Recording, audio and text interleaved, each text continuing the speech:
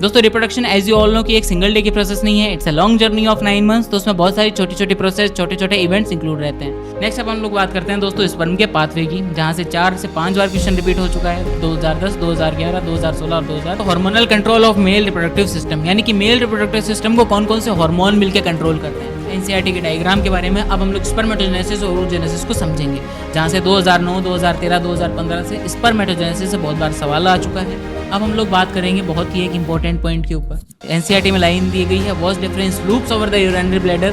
Next हम लोग बात करते हैं दोस्तों मेंस्ट्रुअल साइकिल के बारे में। नेक्स्ट हम लोग बात करते हैं फर्टिलाइजेशन और इम्प्लांटेशन के बारे में मेरे भाई। और बायोलॉजी के अंदर कम बैक करने का दोस्तों ये तुम्हारा लास्ट चांस है मेरे भाई, तुम्हारा लास्ट चांस है मेरी दीदी, तुम्हारा ये लास्ट चांस है जिसमें तुम बायोलॉजी के अंदर कम बैक दोबारा कर सकते हो। हेलो मेरे प्यारे दोस्तों, कैसे हो आप सभी। मेरा नाम है प्रत्युष। आज हम लोग शुरू करने जा रहे हैं हमारी बायोलॉजी के वन शॉट रिवीजन सीरीज। इस वन शॉट रिवीजन सीरीज के अंदर दोस्तों हम लोग क्लास 11th और 12th बायोलॉजी के अंदर जितने भी चैप्टर्स हैं उनका फुल रिवीजन करेंगे 25 से 30 मिनट के अंदर।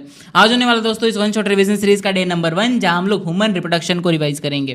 तो आज का हमारा गोल हो जाएगा complete revision of human reproduction chapter. Notes जो है दोस्तों आपको इस चैप्टर के मेरे टेलीग्राम चैनल से मिल जाएंगे इन द पीडीएफ फॉर्मेट, आप वहां से इजीली डाउनलोड कर सकते हैं। तो चलिए दोस्तों फुल जोश के साथ, फुल जुनून के साथ, बिना थके, बिना रुके, बिना किसी का इंतजार किए शुरू करते हैं हमारा चैप्टर ह्यूमन रिप्रोडक्शन। तो दोस्तों ह्यूमन रिप्रोडक्शन का सबसे पहले हम लोग इंट्रोडक्शन पढ़ते हैं। तो ह्यूमन जितने भी है दोस्तों वो सारे के सारे सेक्सुअली रिप्रोड्यूसिंग होते हैं, मतलब सेक्सुअल रिप्रोडक्शन करते हैं। मेल अपना अलग गेमेट बनाता है, फीमेल अपना अलग गेमेट बनाती है, दोनों आपस में फ्यूज कर जाते हैं, जाइगोट का फॉर्मेशन हो जाता है। ह्यूमन जितने भी है दोस्तों वो सारे के सारे विविपेरस टाइप के एनिमल्स होते हैं। विविपेरस उन ऑर्गेनिजम्स को कहा जाता है दोस्तों जिसके अंदर फिटस या तो एम्ब्रियो का डेवलपमेंट मदर की बॉडी के इनसाइड होता है, अंदर होता है। वाइल दूसरे होते हैं ओविपेरस टाइप के एनिमल्स जो कि एग ले करते हैं। अब हम लोग अंडे से तो निकले नहीं है, इसलिए हम सारे के सारे हैं विविपेरस टाइप के एनिमल्स और सेक्सुअली रिप्रोड्यूसिंग ऑर्गेनिजम्स। चलो नेक्स्ट हम लोग बात करते हैं रिप्रोडक्टिव इवेंट्स के बारे में। दोस्तों reproduction as you all know कि एक सिंगल डे की प्रोसेस नहीं है, it's a long journey of 9 months. तो उसमें बहुत सारी छोटी छोटी प्रोसेस, छोटे छोटे इवेंट्स इंक्लूड रहते हैं। सबसे पहला इवेंट या तो प्रोसेस होती है दोस्तों gametogenesis, the process of formation of gametes. मेरे भाई मैंने आपको अभी बताया कि ह्यूमन सारे के सारे सेक्सुअली रिप्रोड्यूसिंग होते हैं, सेक्सुअल रिप्रोडक्शन करते हैं। तो उनके अंदर पहली कंडीशन क्या है, गैमेट्स का इन्वॉल्वमेंट होना चाहिए। तो मेल अपना अलग गैमेट का फॉर्मेशन करता है, दैट वो स्पर्म, और उसकी फॉर्मेशन की प्रोसेस होती है स्पर्मेटोजेनेसिस। वाइल जो फीमेल है वो ओवम का फॉर्मेशन करेगी और उसकी फॉर्मेशन की प्रोसेस होगी दोस्तों oogenesis। ये दोनों ही प्रोसेस आती है गैमेटोजेनेसिस के अंदर। तो पहली प्रोसेस हो गई gametogenesis, process of formation of gametes. उसके बाद में दोस्तों ये जो मेल गैमेट है इसका ट्रांसफर होगा फीमेल रिप्रोडक्टिव ट्रैक्ट के अंदर। इस प्रोसेस को कहेंगे हम लोग insemination, transfer of male gamete into female reproductive tract. अब मेरे भाई इंसेमिनेशन हो चुका है, अब क्या होगा। अब ये जो मेल गैमेट है जो फीमेल रिप्रोडक्टिव ट्रैक्ट के अंदर पहुंच चुका है, इसको वहां मिलेगा प्यारा प्यारा फीमेल ओवम। दोनों आपस में फ्यूज कर जाएंगे, स्पर्म और ओवम दोनों आपस में फ्यूज कर जाएंगे, बना लेंगे जाइगोट, डिप्लॉइड जाइगोट। इस प्रोसेस को हम लोग कहते हैं दोस्तों fertilisation, fusion of male and female gamete to produce zygote. अब मेरे भाई जाइगोट बन चुका है, अब क्या होगा। अब ये जो जाइगोट है इनिशियली सिंगल सेल्ड होता है, आप सभी लोगों को पता है। ये क्लीवेज डिवीजन करेगा, 2 सेल स्टेज के अंदर जाएगा, 4 सेल स्टेज के अंदर जाएगा, 6 सेल में, 8 सेल में, 16 सेल में, और लास्ट में पहुंच जाएगा मेरे भाई 32 सेल स्टेज के अंदर। इसको कहते हैं हम लोग ब्लास्टोसिस्ट। ये ब्लास्टोसिस्ट जो है वो जाकर के यूटेरस के एंडोमेट्रियम लेयर के अंदर इंप्लांट हो जाएगी। इस प्रोसेस को हम लोग कहते हैं इम्प्लांटेशन। अब मेरे भाई इम्प्लांटेशन हो चुका है, अब क्या होगा। अब 9 महीने तक बच्चे का यूटेरस के अंदर डेवलपमेंट चलेगा। इस प्रोसेस को हम लोग कहते हैं गेस्टेशन, एम्ब्रियोनिक डेवलपमेंट। और ये जो 9 मंथ का पीरियड है, 9 मंथ्स का ये जो पीरियड है इसको हम लोग कहते हैं गेस्टेशन पीरियड, जो कि अलग अलग एनिमल्स में अलग अलग वेरी करता है। ह्यूमंस के अंदर जनरली 9 मंथ्स रहता है, ठीक है। अब भाई एम्ब्रियोनिक डेवलपमेंट हो चुका है, अब क्या होगा। अब होगा दोस्तों parturition, delivery of the baby. After 9 months baby ready है डिलीवरी के लिए, तो उसकी डिलीवरी हो जाएगी। ये कुछ 6 मेन इवेंट्स होते हैं रिप्रोडक्शन के अंदर। चलो नेक्स्ट हम लोग बात करते हैं मेल रिप्रोडक्टिव सिस्टम के बारे में। दोस्तों मेल रिप्रोडक्टिव सिस्टम के अंदर सबसे पहले हम लोग जानते हैं कि मेल के अंदर प्राइमरी सेक्स ऑर्गन होता कौन है। तो आप सभी लोगों को पता है मेल के अंदर प्राइमरी सेक्स ऑर्गन टेस्टिस होती है, जिसका मेन काम क्या होता है, मेल गैमेट का फॉर्मेशन करना, स्पर्म का फॉर्मेशन करना। अब टेस्टिस की लोकेशन क्या है जो कि एकदम डिफरेंट होती है। टेस्टिस जो है वो outside the abdominal cavity with in A pouch called scrotum के अंदर लोकेटेड रहेगी। ये है स्क्रोटम नाम का एक पाउच जिसके अंदर दोनों प्यारी प्यारी मेल्स की टेस्टिस प्रेजेंट होती है। इसको यहाँ रखने का कारण क्या है, क्योंकि देखो टेस्टिस के अंदर मेन काम होता है स्पर्मेटोजेनेसिस होना। टेस्टिस का मेन काम क्या है, स्पर्मेटोजेनेसिस करवाना, स्पर्म का फॉर्मेशन करवाना। और स्पर्मेटोजेनेसिस के लिए नेसेसरी कंडीशन ये है कि बॉडी टेम्परेचर से 2 से 2.5 डिग्री टेम्परेचर हमें कम चाहिए होता है, तभी जाके स्पर्मेटोजेनेसिस होगा। तो बॉडी ने इसका एक सोल्यूशन निकाला कि इसको एक पाउच लाइक स्ट्रक्चर में ट्रांसफर कर देते हैं जो कि आउटसाइड होगी एब्डोमिनल कैविटी के, ताकि स्पर्मेटोजेनेसिस हो जाएगा। ठीक है दोस्तों, इससे 2011 में PYQ भी आया है। टेस्टिस का शेप दोस्तों ओवल होता है, साइज होगी 4 to 5 सेंटीमीटर, 2 से 3 सेंटीमीटर। ठीक है, चलो नेक्स्ट अब हम लोग बात करते हैं दोस्तों स्पर्म के पाथवे की, जहां से 4 से 5 बार क्वेश्चन रिपीट हो चुका है 2010, 2011, 2016 और 2019। सबसे पहले दोस्तों स्पर्म का फॉर्मेशन कहाँ हो रहा है? टेस्टिस के अंदर हो रहा है। टेस्टिस में भी कहाँ हो रहा है? सेमिनिफेरस ट्यूब्यूल्स के अंदर। टेस्टिस के अंदर 1 2 3 हाईली कॉइल्ड स्ट्रक्चर प्रेजेंट होती है, जिसको हम लोग कहते हैं सेमिनिफेरस ट्यूब्यूल्स, जिसके अंदर स्पर्म का फॉर्मेशन होता है।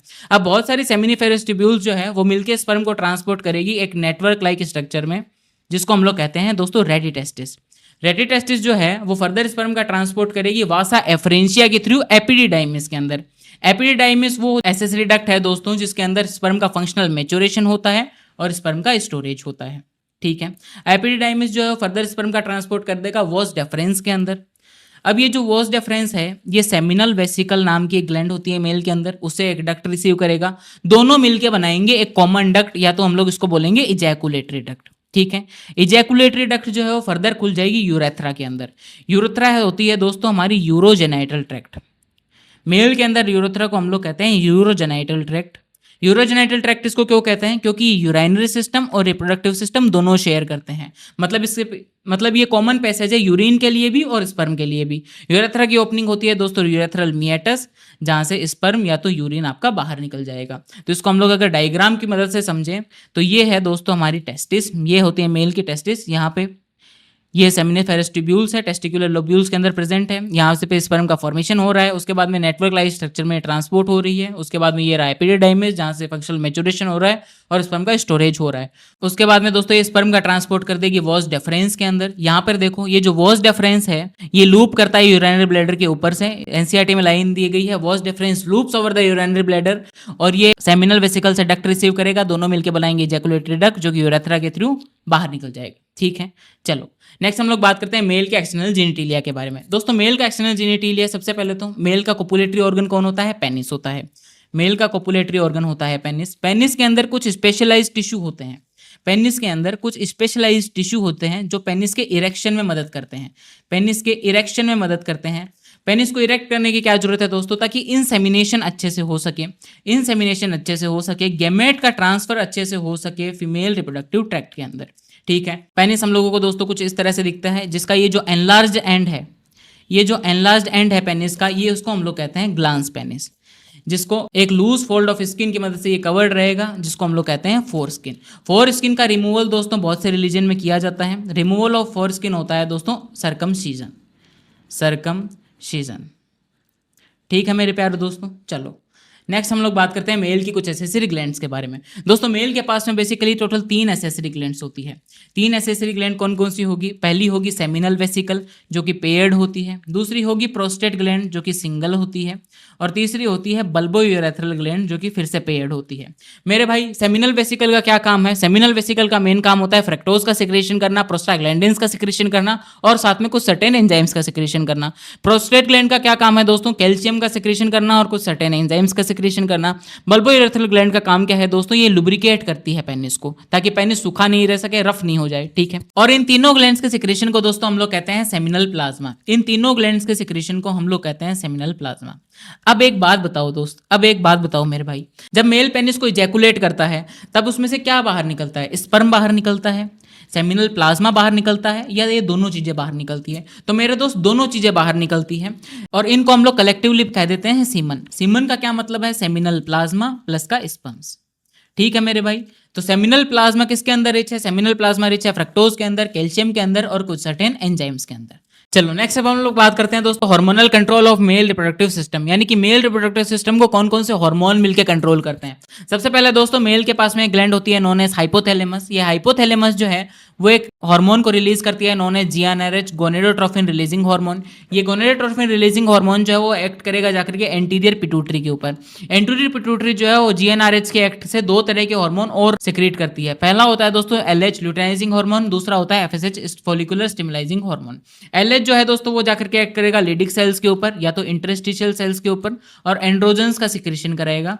ये मदद करेगा दोस्तों स्पर्मेटोजेनेसिस के अंदर, स्पर्मेटोजेनेसिस के अंदर।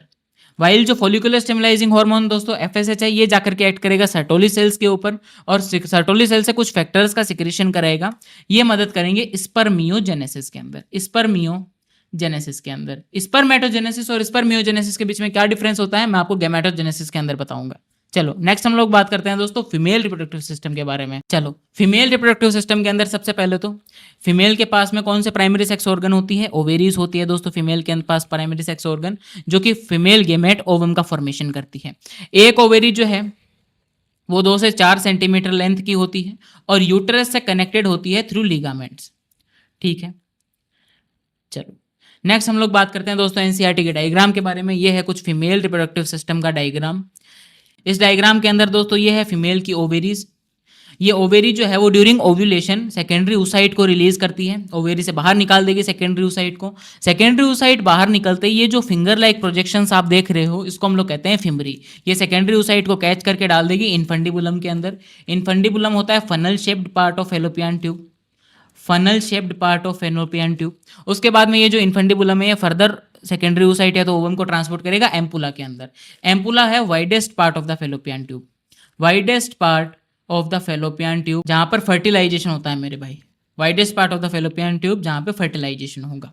ठीक है, ये एम्पुला के अंदर अगर फर्टिलाइजेशन हो गया, स्पर्म और ओवम दोनों साइमल्टेनियसली आपस में फ्यूज कर गए, तो उसके बाद में ये जो जाइगोट है ये जाइगोट जाएगा last part of the fallopian tube की तरफ, स्थमस की तरफ, और उसके बाद में जाके उसका इम्प्लांटेशन हो जाएगा यहाँ पे यूटरस के अंदर। ठीक है, ये जो पूरा वी शेप आप पार्ट देख रहे हो ये है यूटरस और इसकी कैविटी को हम लोग बोलते हैं यूटेराइन कैविटी, यूटेराइन कैविटी। ठीक है, यूटेरस को जो है टोटल 3 तरह की लेयर लाइन करती है। सबसे बाहर वाली होती है पेरीमेट्रियम, सबसे बाहर वाली होती है मेरे दोस्त पेरीमेट्रियम जो कि मेम्ब्रेन्स की बनी होती है। उसके अंदर वाली होगी दोस्तों मायोमेट्रियम जो कि स्मूथ मसल्स की बनी होती है, मस्कुलर होती है। और during delivery of the baby myometrium के अंदर स्ट्रॉन्ग कॉन्ट्रैक्शंस होते हैं जो कि बेबी को पुश करेंगे बाहर की तरफ, वेजाइना की तरफ। ठीक है, उसके अंदर वाली लेयर होती है एंडोमेट्रियम जो कि ग्लैंडुलर होती है, जिसके अंदर ग्लैंड्स प्रेजेंट होते हैं। और ड्यूरिंग मेंस्ट्रुअल साइकिल जब भी फीमेल के अंदर मेंस्ट्रुएशन आएंगे, पीरियड्स आएंगे, तो ये लेयर जो है वो ये टूट के बाहर निकलेगी यूटरस से। ठीक है, अब उसके बाद में दोस्तों यूटरस के बाद में चालू हो जाता है सर्विक्स। सर्विक्स के आगे आती है दोस्तों सर्विकल कैनाल और उसके बाद में सर्विकल कैनाल खुल जाती है आगे वेजाइना के अंदर। सर्विकल कैनाल और वेजाइना दोनों मिलकर बनाते हैं दोस्तों birth canal. Cervical canal along with vagina बनाएंगे बर्थ कैनाल। ठीक है, चलो अब हम लोग एक एक चीज को फटाफट से पढ़ लेते हैं। The fallopian tube, uterus and vagina constitute the female accessory duct. Fallopian tube, uterus और वेजाइना कंस्टिट्यूट करते हैं फीमेल एसेसरी डक्ट्स को। ईच फेलोपियन ट्यूब इज 10 से 12 centimetre long, extends from periphery of each ovary to the uterus. The funnel shaped part closer to the ovary is known as infundibulum, जहां से 2010 में question भी आया है। Finger like projections arise from infundibulum is known as fimbriae, helps in collection of ovum after ovulation. ये जो finger like projections आप देख रहे थे इनफंडिबुलम के अंदर वो अराइज हो रहे हैं इनफंडिबुलम से और कलेक्ट कर रहे हैं ओवम को after ovulation. Infundibulum leads to widest part of the fallopian tube जिसको हम लोग कहते हैं एम्पुला, जहां फर्टिलाइजेशन होता है। उसके बाद में आता है हमारा last part of the fallopian tube isthmus. Isthmus जो है वो फर्दर ज्वाइन करता है दोस्तों यूटेरस को, जिसको हम लोग वॉम्ब भी कहते हैं और जिसकी शेप होती है इन्वर्टेड पियर शेप। यूटरस ओपन होता है वेजाइना के अंदर through a narrow part called cervix. Cervical canal along with vagina बनाते हैं बर्थ कैनाल। 3 तरह की लेयर जो है उसको लाइन करती है यूटरस को। पहली होती है पेरीमेट्रियम जो कि मेम्ब्रेनस होगी, दूसरी होगी मायोमेट्रियम जो स्मूथ मसल्स की बनी होती है, मस्कुलर होती है, तीसरी होती है एंडोमेट्रियम जो कि ग्लैंडुलर होगी, ग्लैंड्स प्रेजेंट होते हैं। मतलब myometrium exhibit strong contraction during delivery of the baby, while the endometrium जो है वो अंडरगो करेंगे साइक्लिक चेंजेस। समझा चुका हूं मैं ये पॉइंट। चलो नेक्स्ट हम लोग बात करते हैं फीमेल के एक्सटर्नल जेनिटेलिया के बारे में। दोस्तों फीमेल का जो एक्सटर्नल जेनिटेलिया है उसमें सबसे पहला पार्ट आता है मॉन्स प्यूबिस जो कि सबसे बाहर वाला पार्ट होता है। ये कवर रहेगा प्यूबिक हेयर से और स्किन से, प्यूबिक हेयर से और स्किन से। कुशनी फैटी टिश्यू का एक पार्ट होता है जिसके अंदर 2 तरह के फोल्ड्स प्रेजेंट होते हैं। पहला जो बड़ा वाला फोल्ड होता है वो होता है लेबिया मेजोरा और उसके अंदर एक पेयर्ड फोल्ड प्रेजेंट होता है, मतलब 2 फोल्ड्स और प्रेजेंट होंगे छोटे वाले जिसको हम लोग कहेंगे लेबिया माइनोरा। देखो फीमेल्स के अंदर दोस्तों जैसा कि मेल्स के अंदर हो रहा था कि यूराइनल सिस्टम और रिप्रोडक्टिव सिस्टम जो है वो एक ही पैसेज शेयर कर रहे थे, फीमेल्स के अंदर ऐसा नहीं होता है। फीमेल्स के अंदर यूरेथ्रल ओपनिंग अलग होती है और रिप्रोडक्टिव ओपनिंग यानी कि वेजाइनल ओपनिंग अलग होती है।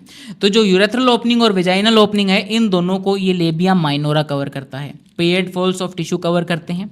उसके बाद में बड़ा वाला लेबिया मेजोरा फोल्ड भी कवर करता है। ठीक है, उसके बाद में जो एनस है जहां से फीसेस बाहर निकलती है वो इनके अंदर ओपनिंग अलग होती है। ठीक है, लेबिया माइनोरा का जो फोल्ड्स है उसके जंक्शन पे एक tiny finger like structure present होती है जिसको हम लोग कहेंगे क्लाइटोरिस, जिसको सेक्सुअल एक्सपीरियंस का फील होगा। ठीक है, चलो अब हम लोग एक एक चीज को डिटेल में पढ़ते हैं। सबसे पहले the female external genitalia include mons pubis, labia majora, labia minora, hymen and clitoris.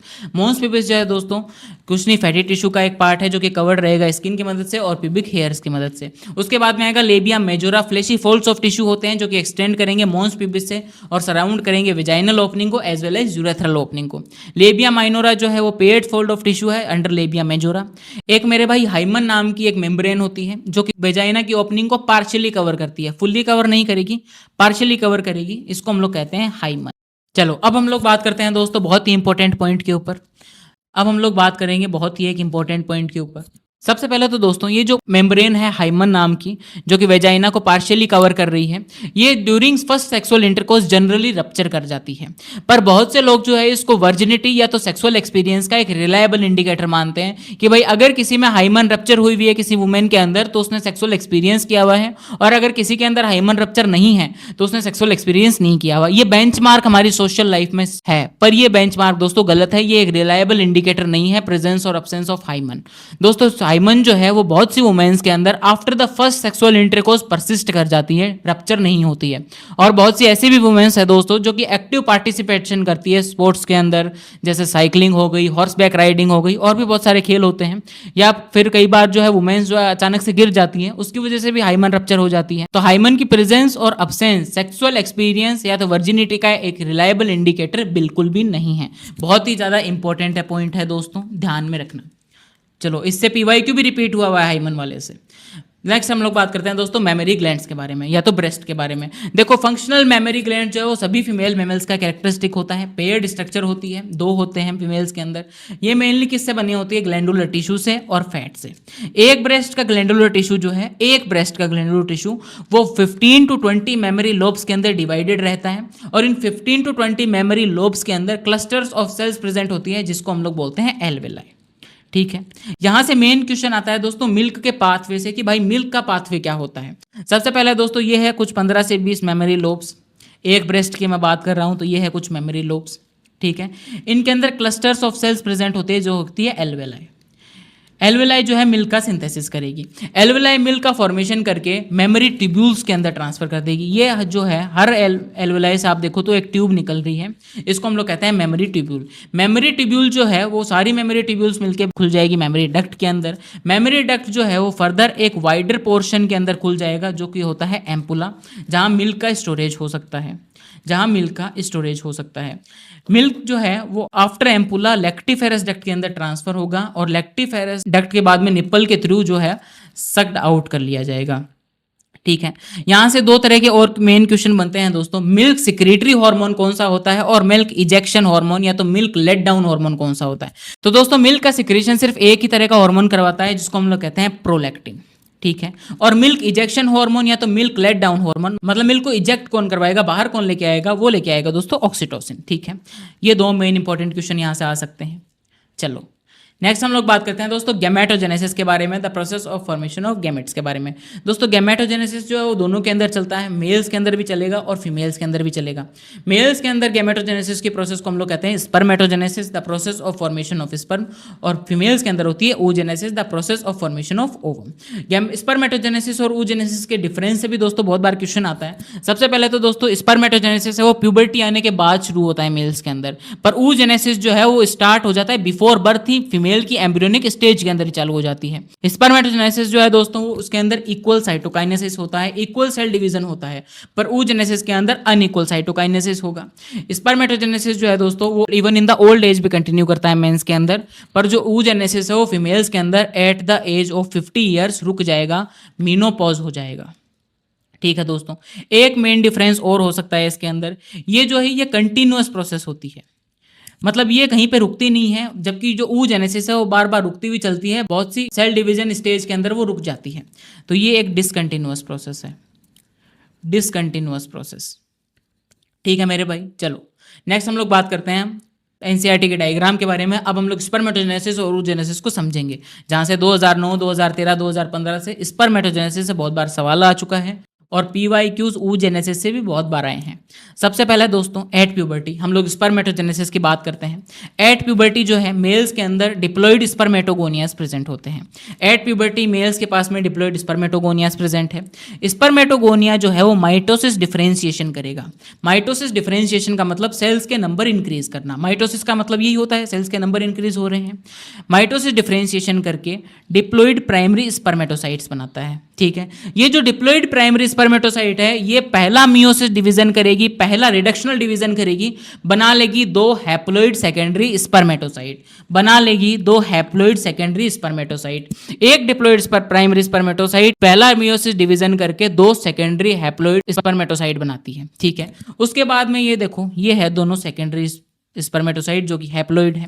ये मियोसिस 2 करते हैं, दूसरा रिडक्शनल डिवीजन करेंगे और बना लेंगे दो स्पर्मेटिड। एक सेकेंडरी स्पर्मेटोसाइट दो स्पर्मेटिड बनाती है, दोनों मिलके कितने बना लेगी? 4 स्पर्मेटिड्स। ठीक है, अब ये जो एक हैप्लॉइड स्पर्मेटिड है ये डिफरेंशिएशन करके एक स्पर्म बनाता है, चारों मिलके 4 स्पर्म बना लेंगे। ठीक है, स्पर्मेटिड से स्पर्मेटोजोआ या तो स्पर्म की फॉर्मेशन की प्रोसेस को हम लोग कहते हैं स्पर्मियोजेनेसिस। स्पर्मेटिड से स्पर्म बनने की प्रोसेस को हम लोग कहते हैं स्पर्मियोजेनेसिस। वाइल जो स्पर्मेटोगोनिया से स्पर्म बनने की प्रोसेस है ये होती है स्पर्मेटोजेनेसिस। ठीक है दोस्तों, अब बात करते हैं हम लोग oogenesis के बारे में। दोस्तों फीमेल्स के अंदर बिफोर बर्थ मैंने कहा था oogenesis चालू हो जाती है, तो एम्ब्रियोनिक स्टेज के अंदर डिप्लॉइड oogoनियास प्रेजेंट होते हैं। ये माइटोसिस डिफरेंशिएशन करके प्राइमरी oocyte बना लेंगे डिप्लॉइड। ठीक है, तो एट बर्थ दोस्तों प्राइमरी oocyte हमें मिलते हैं डिप्लॉइड कंडीशन में। ठीक है, अब ये प्राइमरी oocyte बन चुका है, ये अपना मियोसिस फर्स्ट कंप्लीट करता है आफ्टर प्यूबर्टी। बर्थ निकल गया, चाइल्डहुड हो गया, प्यूबर्टी आ गई।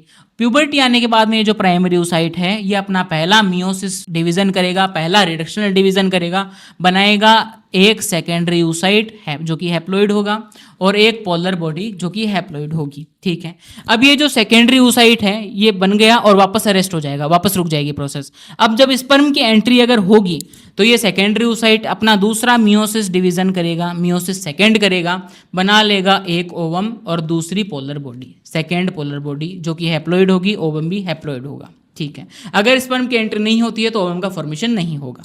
अब यहाँ से मेन क्वेश्चन कैसे आते हैं दोस्तों, एक स्पर्मेटोगोनिया से कितने स्पर्म बनते हैं, कितनी प्राइमरी स्पर्मेटोसाइट बनती है, कितनी सेकेंडरी स्पर्मेटोसाइट बनती है और कितने स्पर्मेटिड्स बनते हैं, जो कि मैं आपको बता चुका हूँ। आप कमेंट में इसका आंसर लिखो कितने बनते हैं। चलो नेक्स्ट हम लोग बात करते हैं दोस्तों स्पर्म के बारे में।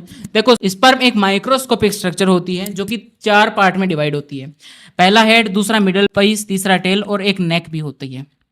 ठीक है, पूरा स्पर्म जो है वो एक प्लाज्मा मेम्ब्रेन के थ्रू एनवेलप रहेगा, जिसका जो एंटीरियर पोर्शन है, हेड पोर्शन जो है स्पर्म का, उसके अंदर एक कैप लाइक स्ट्रक्चर प्रेजेंट होती है नोन एज एक्रोसोम। ये एक्रोसोम जो है इसके पास में स्पर्म लाइसिन एंजाइम होता है जो कि ओवम के पेनिट्रेशन के अंदर मदद करेगा, ओवम को पेनिट्रेट करने के अंदर मदद करेगा। ठीक है दोस्तों, उसके बाद में ये है पूरा का पूरा हेड पार्ट, ये जो है ये होती है नेक पार्ट। अब हम लोग बात करते हैं स्पर्म के मिडल पीस के बारे में। स्पर्म का जो मिडल पार्ट है दोस्तों, स्पर्म का जो मिडल पीस है उसके पास में न्यूमरस माइटोकॉन्ड्रियाज प्रेजेंट होते हैं। भाई माइटोकॉन्ड्रिया की स्पर्म को क्या जरूरत है? एक बात बता मेरे दोस्त, एक बात बता, जब तुम इंसेमिनेशन करते हो तो जो स्पर्म का ट्रांसपोर्ट हुआ है फीमेल रिप्रोडक्टिव ट्रैक्ट के अंदर, तो उसको वेजाइना से सर्विक्स, फिर यूटेरस, फिर जाके फेलोपियन ट्यूब के अंदर एम्पुला रीजन तक जाना पड़ेगा। तो तुम लेके जाते हो क्या उसको? वो खुद स्विम करता है ना, तो उसको स्विमिंग के लिए एनर्जी की जरूरत पड़ेगी और वो एनर्जी आएगी दोस्तों मिडल पीस से, मिडल पार्ट से। ठीक है, चलो नेक्स्ट हम लोग बात करते हैं दोस्तों टेल के बारे में। तो स्पर्म की जो टेल होती है वो स्पर्म को मोटिलिटी प्रोवाइड करती है जो कि एसेंशियल है फर्टिलाइजेशन के लिए। एक बार एक इजैकुलेशन के अंदर ह्यूमन मेल 200 से 300 मिलियन स्पर्म को इजैकुलेट कर सकता है। ठीक है, और करता भी है नॉर्मली। तो एक नॉर्मल फर्टिलिटी की अगर हम लोग कंडीशन मान ले कि नॉर्मल फर्टिलाइजेशन होने के लिए क्या कंडीशन होनी चाहिए, 60% जो स्पर्म है उनके पास में नॉर्मल शेप एंड साइज होनी चाहिए और जो 40% है उनके पास में विगरस मोटिलिटी होनी चाहिए। ठीक है, चलो नेक्स्ट हम लोग बात करते हैं दोस्तों मेंस्ट्रुअल साइकिल के बारे में। मेंस्ट्रुअल साइकिल क्या होती है मेरे भाई? मेंस्ट्रुअल साइकिल एक रिप्रोडक्टिव साइकिल होती है जो कि फीमेल प्राइमेट्स के अंदर चलती है।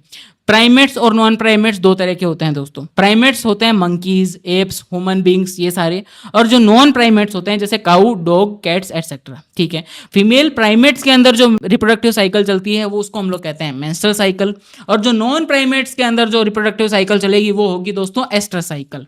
मेंस्ट्रुअल साइकिल का एवरेज टाइम पीरियड वो 28 से 29 दिन तक चलता है, जिसमें मेंस्ट्रुअल साइकिल शुरू होती है प्यूबर्टी आने के बाद, और मेंस्ट्रुअल साइकिल की बिगिनिंग को हम लोग कहते हैं दोस्तों मिनार्की। मिनार्की का क्या मतलब होता है? Beginning of the menstrual cycle, जो एट प्यूबर्टी चालू होगी। और दूसरी टर्म होती है मिनोपॉज, मतलब end of the menstrual cycle at the age of 50 years. 50 साल के बाद जो मेंस्ट्रुअल साइकिल नहीं चल सकती, और इसी मेंस्ट्रुअल साइकिल के एंड को हम लोग कहते हैं मिनोपॉज। ठीक है, चलो नेक्स्ट हम लोग बात करते हैं इवेंट्स इन मेंस्ट्रुअल साइकिल। देखो दोस्तों, मेंस्ट्रुअल साइकिल जो है बेसिकली 4 फेज के अंदर डिवाइड रहती है। पहली होती है मेंस्ट्रुअल फेज, जो कि 1 से 5 दिन तक चलती है। दूसरी होती है फॉलिकुलर फेज या तो प्रोलिफरेटिव फेज, जो कि 6 से 14 दिन तक चलेगी। उसके बाद में दोस्तों जो 14th डे होता है वो होता है ओव्यूलेशन का दिन, जिसमें जो ग्राफियन फॉलिकल है वहां से सेकेंडरी oocyte रिलीज होकर बाहर निकल पड़ता है। ठीक है, उसके बाद में चालू हो जाती है ल्यूटियल फेज या तो सिक्रेटरी फेज, जो कि ओव्यूलेशन के बाद में ठीक 14 दिन फिक्स होते हैं उसके, कि आज मान लो आज ओव्यूलेशन हुआ है तो इसके बाद में जस्ट 14 दिन जो है, पूरे 14 डे वो चलेगी ल्यूटियल फेज या तो सिक्रेटरी फेज। ठीक है, हम लोग बात करते हैं यहाँ पे एक एक फेज के बारे में। सबसे पहले दोस्तों होती है मेंस्ट्रुएशन फेज, 1 से 5 दिन तक चलती है। इसके दौरान फीमेल्स के अंदर पीरियड्स आते हैं, यूटेरस की जो एंडोमेट्रियम लेयर है वो शेड होकर बाहर निकलती है। उसके बाद में चालू हो जाती है दोस्तों फोलिकुलर फेज या तो प्रोलिफरेटिव फेज। इसके दौरान क्या होता है? इसके दौरान फीमेल की ओवेरीज के अंदर फॉलिकल्स का डेवलपमेंट चालू हो जाता है। सबसे पहले प्राइमरी फॉलिकल बनेगा, उसके बाद में बनेगा सेकेंडरी फॉलिकल, उसके बाद में बनेगा टर्शियरी फॉलिकल। टर्शियरी फॉलिकल के अंदर दोस्तों एक फ्लूइड फिल्ड कैविटी भी आ जाती है, जिसको हम लोग बोलेंगे एंट्रम। ये है वो दोस्तों फ्लूइड फिल्ड कैविटी, ये वाली। ठीक है, ये है टर्शियरी फॉलिकल। उसके बाद में बन जाता है ग्राफियन फॉलिकल, जिसको हम लोग मैच्योर फॉलिकल भी कहते हैं। ठीक है, ये बनेंगे 6 से 14 दिन तक। अब जो 14th डे है दोस्तों, 14th डे जो है वो होता है ओव्यूलेशन का दिन। इसमें क्या होता है? ये जो ग्राफियन फॉलिकल है, इससे ये जो सेकेंडरी oocyte है ये इसको तोड़ के बाहर निकल जाता है। ठीक है, सेकेंडरी oocyte इसको तोड़ के बाहर निकल जाता है। ये होता है दोस्तों ओव्यूलेशन। ओव्यूलेशन 14th डे क्यों होता है? क्योंकि दोस्तों LH सर्ज होता है। LH सर्ज का मतलब क्या है? LH का hormone 14th day of menstrual cycle एकदम पीक पे हो जाता है, जो कि प्रमोट करेगा ओव्यूलेशन को। ठीक है, उसके बाद में दोस्तों ओव्यूलेशन हो गया, अब चालू हो जाएगी ल्यूटियल फेज या तो सिक्रेटरी फेज, जो कि फिक्स जो है 14 दिन तक चलती है आगे वाली। इसमें ये जो मैच्योर फॉलिकल जो बच गया, जो ग्राफिन फॉलिकल बच गया, ये कन्वर्ट हो जाएगा कार्पस ल्यूटियम के अंदर। अब अगर प्रेगनेंसी हो गई तो ये कार्पस ल्यूटियम परसिस्ट कर जाएगी, अगली मेंस्ट्रुअल साइकिल नहीं आएगी, मेंस्ट्रुएशन रुक जाएंगे। और अगर प्रेगनेंसी नहीं हुई तो वापस से अगली मेंस्ट्रुअल साइकिल चालू हो जाएगी। ठीक है, चलो नेक्स्ट हम लोग बात करते हैं फर्टिलाइजेशन और इम्प्लांटेशन के बारे में मेरे भाई। फर्टिलाइजेशन क्या होता है भाई? Fusion of sperm with ovum is known as fertilisation, यानी कि मेल गैमेट स्पर्म का और फीमेल गैमेट ओवम का जब आपस में फ्यूजन हो जाता है और जाइगोट का फॉर्मेशन हो जाता है, इस प्रोसेस को हम लोग कहते हैं फर्टिलाइजेशन। ठीक है मेरे भाई, फर्टिलाइजेशन सबसे पहले तो during the coitus, semen is released by penis into vagina. The motile sperm swim rapidly through cervix, uterus and finally reach to the ampullary region of fallopian tube. जैसा कि हम लोग पहले बात कर चुके हैं। फर्टिलाइजेशन कब होगा मेरे भाई? फर्टिलाइजेशन कहाँ होगा? एम्पुला के अंदर होगा। कब होगा? जब यहाँ से स्पर्म आएगा और यहाँ प्यारा प्यारा फीमेल गेमेट ओवम आएगा। ये दोनों अगर साइमल्टेनियसली एम्पुला के अंदर पहुंच जाते हैं और आपस में फ्यूज हो जाते हैं, तभी फर्टिलाइजेशन होता है, तभी जाइगोट का फॉर्मेशन होता है, वरना नहीं हो पाएगा। ठीक है, चलो नेक्स्ट हम लोग बात करते हैं secretion of the acrosome help the sperm enter into cytoplasm of ovum through zona pellucida and plasma membrane। मेरे भाई एक बात बताओ, ये जो ओवम है ये कुछ इस तरह से हमें दिखता है। अब ये जो सिक्रीशन था एक्रोसोम हेड पार्ट में, स्पर्म लाइसिन एंजाइम प्रेजेंट था, ये क्या करेगा? देखो ओवम जो है ना, उसके बाहर एक ए सेल्यूलर लेयर प्रेजेंट होती है, ए सेल्यूलर लेयर प्रेजेंट होती है, जिसको हम लोग कहते हैं जोना पेलुसिडा, और कुछ प्लाज्मा मेम्ब्रेन्स भी प्रेजेंट होती है। ये स्पर्म लाइसिन एक्रोसोम जो है ये हेल्प करेगा ये जितनी भी लेयर है इनको पेनिट्रेट करने के लिए, ताकि ओवम के साइटोप्लाज्म के अंदर ये स्पर्म पहुंच जाए। ठीक है, स्पर्म और ओवम दोनों आपस में फ्यूज कर जाएंगे, जाइगोट का फॉर्मेशन हो जाएगा। एक चीज इंपॉर्टेंट है, एक चीज पॉइंट इंपॉर्टेंट है, receptors for sperm binding in mammals are present in zona pellucida. Zona pellucida दोस्तों एक एसेल्यूलर लेयर होती है ओवम के अंदर, जिसके अंदर स्पर्म बाइंडिंग के रिसेप्टर्स प्रेजेंट होते हैं। ठीक है, चलो नेक्स्ट हम लोग बात करते हैं दोस्तों अब क्लीवेज की। भाई क्लीवेज डिवीजन क्या होता है? जाइगोट तो बन गया, अब ये जाइगोट क्या करेगा? स्थमस की तरफ मूव करेगा माइटोसिस डिवीजन करते करते। माइटोसिस डिवीजन कैसे करेगा? इनिशियली देखो ये सिंगल सेल होता है, फिर 2 सेल स्टेज के अंदर कन्वर्ट होगा, 2 सेल के बाद में मेरे भाई 4 सेल स्टेज के अंदर जाएगा, 2 सेल के अंदर पहुंचा, 4 सेल स्टेज के अंदर पहुंचा, 8 सेल स्टेज के अंदर पहुंचा, 8 to 16 सेल स्टेज जो है 8 to 16 सेल स्टेज, इसको हम लोग कहते हैं मोरूला। ठीक है, उसके बाद में दोस्तों 32 सेल स्टेज के अंदर पहुंच जाता है, इसको हम लोग कहते हैं दोस्तों ब्लास्टोसिस्ट। ये ब्लास्टोसिस्ट जो है ये दो पार्ट में डिफरेंशिएट कर जाता है। पहला होता है ये जो बाहर वाला जो लेयर है ये होता है ट्रोफोब्लास्ट, ये जो बाहर वाली सेल्स की लेयर है ये होती है ट्रोफोब्लास्ट, और ये जो ये अंदर थोड़ा सा मामला पड़ा है ये है inner cell mass, inner cell mass. ठीक है, और यही जो ब्लास्टोसिस्ट है इसका इम्प्लांटेशन होता है, इसका इम्प्लांटेशन होता है यूटेरस के अंदर। कहाँ हो जाएगा इम्प्लांटेशन? यूटेरस के अंदर हो जाएगा मेरे भाई। ठीक है, चलो after implantation embryos inner cell mass differentiates into 3 germinal layer. अब जो इनर सेल मास हम लोग देख के आए थे आफ्टर इम्प्लांटेशन वो डिफरेंशिएट कर जाएगा 3 लेयर्स के अंदर, 3 लेयर बना लेगा, 3 लेयर बना लेगा। कौन कौन सी? बाहर वाली होती है आउटर लेयर, एक होती है मिडल लेयर, और एक होती है इनर लेयर। 3 तरह की लेयर होती है। आउटर लेयर होती है एक्टोडर्म, इनर लेयर होती है एंडोडर्म, और जो मिडल वाली होती है वो होती है मेसोडर्म।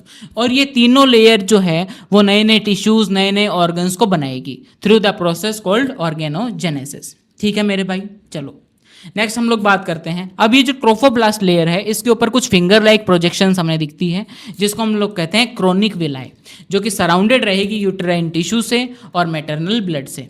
ये जो क्रोनिक विलाई और ये जो यूटेराइन टिश्यू है ये दोनों ज्वाइंट हो जाएंगे और बना लेंगे प्लेसेंटा। प्लेसेंटा क्या होता है मेरे भाई? स्ट्रक्चरल एंड फंक्शनल यूनिट होती है between embryo and maternal body या तो मदर। ठीक है, तो प्लेसेंटा से सवाल आता है, प्लेसेंटा होती क्या है? स्ट्रक्चरल एंड फंक्शनल यूनिट होती है between developing embryo and mother. ठीक है, प्लेसेंटा के काम क्या क्या होते हैं मेरे भाई? सबसे पहले तो ऑक्सीजन सप्लाई या तो न्यूट्रिशन सप्लाई करती है एम्ब्रियो को, दूसरा एम्ब्रियो से एक्सक्रीटरी या तो वेस्ट मटेरियल बाहर कर लेती है। ठीक है, 2 तरह के काम होते हैं। प्लेसेंटा जो है दोस्तों आप लोगों को एक जान के बड़ी खुशी होगी या तो शौक लगेगा, एक एंडोक्राइन टिश्यू भी होता है जो कि बहुत से सेवरल हार्मोन्स भी बनाता है ड्यूरिंग प्रेगनेंसी। कौन कौन सा? HPL ह्यूमन प्लेसेंटल लैक्टोजन, दूसरा HCG human chorionic gonadotropin hormone, जिससे हम लोग प्रेगनेंसी को टेस्ट करते हैं। अगर यूरिन के अंदर HCG प्रेजेंट है तो आप प्रेग्नेंट हो गई, अगर नहीं है तो नहीं प्रेग्नेंट है। ठीक है, तीसरा एस्ट्रोजन, चौथा प्रोजेस्टेरोन। ड्यूरिंग प्रेगनेंसी एक रिलैक्सिन नाम का हार्मोन और बनता है, पर वो प्लेसेंटा नहीं बनाती है, ध्यान रखना, वो बनाती है ओवेरी। ठीक है, चलो नेक्स्ट हम लोग बात करते हैं। अब देखो ये जो गेस्टेशन प्रोसेस चलती है हमारी, उसके अंदर फर्स्ट मंथ में बेबी का क्या बनता है, सेकेंड मंथ में क्या होता है, ये 9 मंथ का क्या क्या डेवलप होता है ये पढ़ते हैं। सबसे पहले दोस्तों आफ्टर 1 मंथ होते ही एम्ब्रियो का हार्ट फॉर्म हो जाता है, ये फर्स्ट साइन होता है डेवलपिंग या तो ग्रोइंग एम्ब्रियो का। ठीक है, and of the second month limbs और डिजिट्स बन जाती है। एंड ऑफ 12 वीक्स या तो फर्स्ट ट्राइमेस्टर, इसको हम लोग बोलते हैं 3 मंथ्स। एक ट्राइमेस्टर 3 महीने का होगा, 3 ट्राइमेस्टर की प्रेगनेंसी होती है, 3 trimester is equals to 9 months. ठीक है, एंड ऑफ 12 वीक्स या तो फर्स्ट ट्राइमेस्टर तक क्या हो जाएगा? Most of major organ system बनके तैयार हो जाते हैं। ठीक है, 5वें महीने में क्या होगा? Appearance of hairs on head and first movement is observe. 5वें महीने में जो है पहली मूवमेंट करता है एम्ब्रियो, और एम्ब्रियो का जो सर है उसके ऊपर हेयर्स भी ग्रोथ करने शुरू हो जाते हैं। End of 24 weeks second trimester 6 months के दौरान क्या होगा? बॉडी कवर हो जाएगी फाइन हेयर से, आई और आईलिड जो है वो सेपरेट हो जाएंगे और आई लैश भी बनके तैयार हो जाएगी मेरे भाई। ठीक है, एंड ऑफ 9 मंथ्स, 9 मंथ के एंड के अंदर क्या हो जाएगा? पूरा फिटस तैयार हो जाएगा, डिलीवरी के लिए रेडी है, बच्चा बाहर आ जाएगा और बच्चे के प्यारे प्यारे पैर आप घर पे छपवाओगे। ठीक है, चलो नेक्स्ट हम लोग बात करते हैं गेस्टेशन पीरियड की। गेस्टेशन पीरियड क्या होता है? गेस्टेशन पीरियड होता है फर्टिलाइजेशन से डिलीवरी ऑफ द बेबी तक का ये जो टाइम है 9th मंथ का, ये होता है gestation period. Duration from fertilization to parturition. Gestation period in humans is about 270 to 290 days, around 9 months. Delivery of fetus is caused by vigorous contraction triggered by oxytocin in uterus at the end of pregnancy. This process is called parturition. मैंने आपको बताया था कि ये जो myometrium layer है uterus की, इसके अंदर स्ट्रॉन्ग कॉन्ट्रैक्शन होते हैं जो बेबी को आगे की तरफ पुश करते हैं, विजाइना की तरफ पुश करते हैं। ये स्ट्रॉन्ग कॉन्ट्रैक्शन कौन ट्रिगर करवाता है? ऑक्सीटोसिन नाम का एक हार्मोन ट्रिगर करवाता है। ठीक है, इस प्रोसेस को हम लोग पार्चुरेशन कहते हैं। ये पार्चुरेशन के सिग्नल कहां से आते हैं? इससे 2 से 4 बार PYQ रिपीट हो चुका है मेरे भाई। सिग्नल आते हैं फुल्ली डेवलप्ड फिटस से और प्लेसेंटा दोनों से। ठीक है, चलो नेक्स्ट हम लोग बात करते हैं मेमोरी ग्लैंड्स लैक्टेशन के बारे में। The memory gland of the female undergo differentiation during pregnancy and start producing milk towards at the end of pregnancy, this process is called lactation. मेरे भाई जब फीमेल प्रेगनेंसी के अंदर होती है तो उनके जो मेमोरी ग्लैंड्स हैं उनके अंदर डिफरेंशिएशन चालू हो जाता है और at the end of pregnancy females की जो ब्रेस्ट है उनके अंदर मिल्क का फॉर्मेशन हो जाता है। इस प्रोसेस को हम लोग कहते हैं लैक्टेशन। ठीक है, जो milk initial days of lactation के दौरान बनता है इसको हम लोग कहते हैं कोलोस्ट्रम, जिसमें बहुत सी सेवरल एंटीबॉडीज प्रेजेंट होती है। येलो कलर का ये होता है और मेनली IgA एंटीबॉडी प्रेजेंट होती है। ठीक है मेरे भाई, चलिए फाइनली दोस्तों हमारा ह्यूमन रिप्रोडक्शन का कंप्लीट रिवीजन हो चुका है। डे नंबर 1 हमारा कंप्लीट हो चुका है और बायोलॉजी के अंदर कम बैक करने का दोस्तों ये तुम्हारा लास्ट चांस है मेरे भाई, तुम्हारा लास्ट चांस है। मेरी दीदी तुम्हारा ये लास्ट चांस है जिसमें तुम बायोलॉजी के अंदर कम बैक दोबारा कर सकते हो। डेली रिवीजन वीडियोस और डेली शॉर्ट्स के थ्रू अगर आप रिवीजन करना चाहते हो तो इस चैनल को सब्सक्राइब कर लो। अगर वीडियो पसंद आया तो लाइक कर लो, अगर कोई डाउट आया तो कमेंट कर दो।